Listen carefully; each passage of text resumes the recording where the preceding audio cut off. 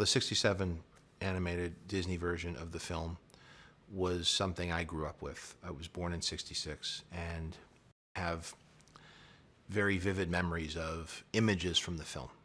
And at the time, you just saw movies in theaters, but they ran for a long time. And then, when I grew up when I was a child, there was no video, there was no DVD. So all the memories I have of the film were from when I first saw them as a child. And then as we went to unpack this and how to turn it into a live action film, the starting point, the jumping off point, when you revisit material, when you reboot, remake, is, for me, and what I had done certainly with Iron Man, and to some extent with Elf even, as I drew back on the stop motion Christmas specials of my youth, is what are the images that I remember? What are the things that jump out? And in many ways, that's more important than watching the film again, because it's the things that stick with you that are hitting something a little bit more significant. And those are the things that I want to make sure that I don't overlook. As with all of my films, it always starts with the cast. If I have, I have to have a great cast. Otherwise, I can't do my job. It's like a chef has to have good ingredients. If you don't have that, that's the star. They're the star of the movie.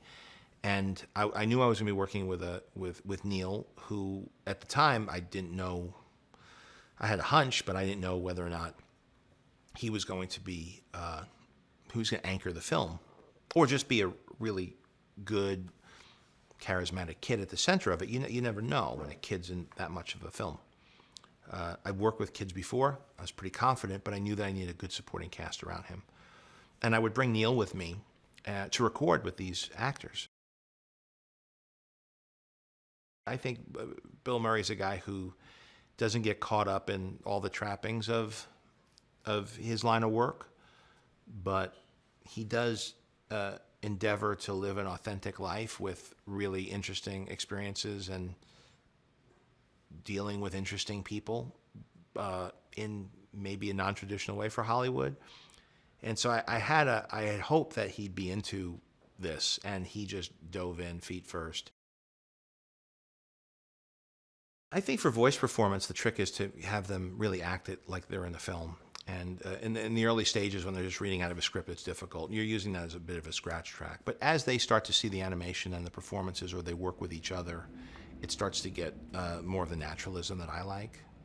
Cartoon voices, you tend to have to push your performance through the character because it filters it out. But because the animation's so subtle and specific here, my thing was don't push it, just do it like you're in a movie. The sense of belonging, the sense of not fitting in, the sense of being an exile, a pariah, somebody who wants a home, somebody who wants to fit in with the pack, somebody who doesn't belong. I think that's, to me, when I see that dynamic, when I see that myth, it's very universal.